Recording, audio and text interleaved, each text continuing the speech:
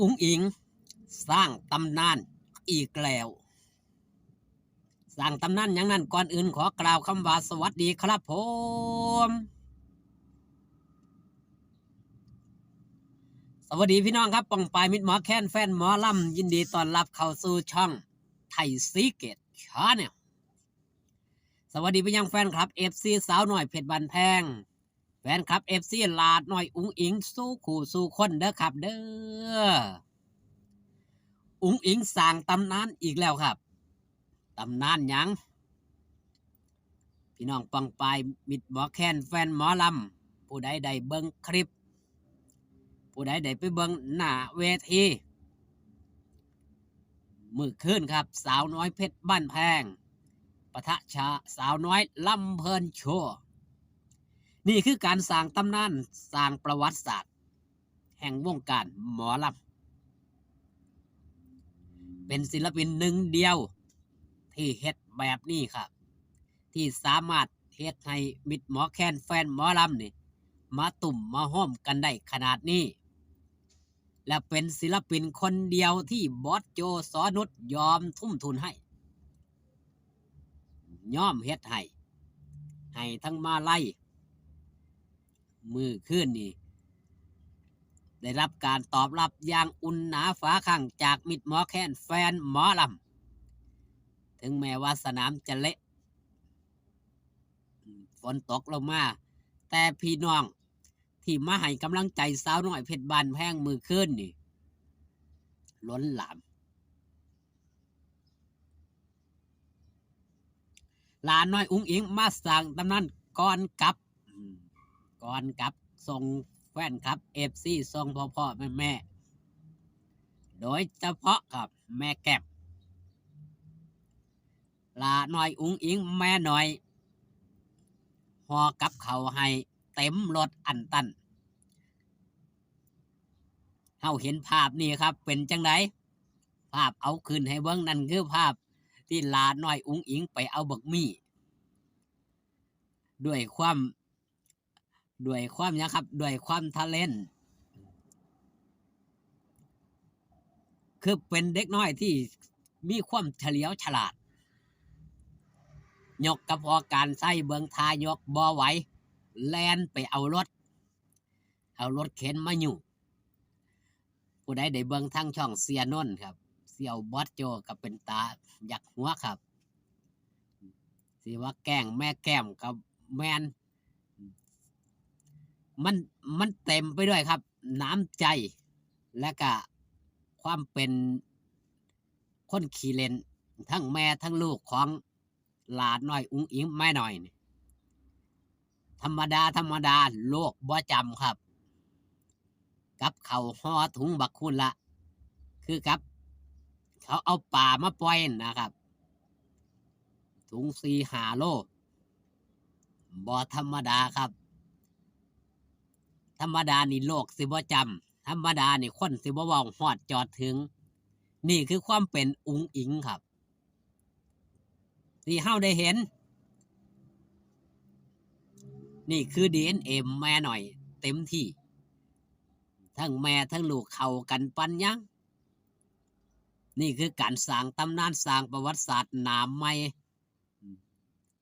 ถือเป็นศิลปิน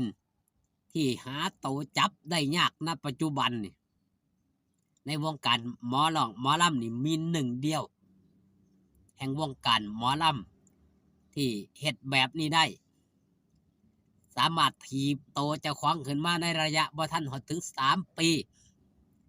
มีคนหูจักมีแฟนคลับ FC ทั่วประเทศทั้งนอกประเทศหรือว่ามีทั้งในและนอกประเทศซอยกันสนับสนุนซอยกันเบิ่งแย่งมีแฟนคลับ FC ทุกเพศทุกวัยทุกสาขาอาชีพทั่วเมืองไทยนี่ครับทุกภาคเหนือภาคตะวันออกตะวันตกภาคใต้ภาคตะวันออกเฉียงเหนือบ่ต้องเว้าฮอดจอดถึงครับถามถึงสาวน้อยเพชรบ้านแพงในแต่ละหมู่บ้านที่ไปเล่นผู้เฒ่าผู้โถมักสิมาถามหาหลาน้อยอุ๋งอิงมายังเพิ่นสิมาตอนใด อยากพบอยากพ่อเพิ่นจังสั่นจังสี่เห็นบ่ครับไปเล่นทางสุวรรณภูมิผู้ใดได้เบิ่งคลิปทางช่องเอ่อยงยุทธเนาะหรือว่าช่องพอยุทธนี่ล่ะแม่ติงได้ไปสอบถามแม่คนหนึ่งเพิ่นว่าอยากให้เขาโอนที่ให้อยากมาจับไม้จับมือเพราะว่าซื้อกันมาโดนเพิ่นก็บ่โอนให้จักเทื่อทั้งห้องห่มห้องไห้เว้าฮอดจอดถึงลาดน้อยอุ๋งอิงนี่คือศิลปินผู้สร้างประวัติศาสตร์ศิลปินผู้สร้างตำนานให้วงการหมอลำอีกคนหนึ่งที่น่าจับตามองในระยะเวลาบ่ทันถึง3 ปีกวาดรางวัลใหญ่ๆมามากมายบ่ธรรมดาเป็นศิลปินหนึ่งเดียวที่บ่พกเงินเอาเงินให้แม่นี่มีการเว้าอีกขอได้หลายกว่านี้คือเอาขึ้นนี่ได้หลายกว่านี้ให้ไปนี่น้อยซ้ำนี่แต่เวลาเอาขึ้นได้หลายกว่านี้ว่าสั่นนั่นคือความเป็นตาฮักความเป็นตาแพงของหลาดน้อยอุ๋งอิงเพราะว่าหยังครับเมื่อเอาให้แม่ไปนี่ชุดแต่ละชุดแม่หน่อยตัดออกมาให้ราคาบ่แม่นน้อยทุ่มให้ลูกสาวเต็มที่ยังให้บอสโจเช่นเดียวกันเห็นบ่ครับเอาฝากไว้ซ้ำนี่แต่บอสโจเอาให้หลายว่าสั่นเห็นบ่นั่นคือความเป็นลาน้อยอุ๋งอิงหู้จักคิดหู้จักวิธีการหู้จักการแลกเปลี่ยนไ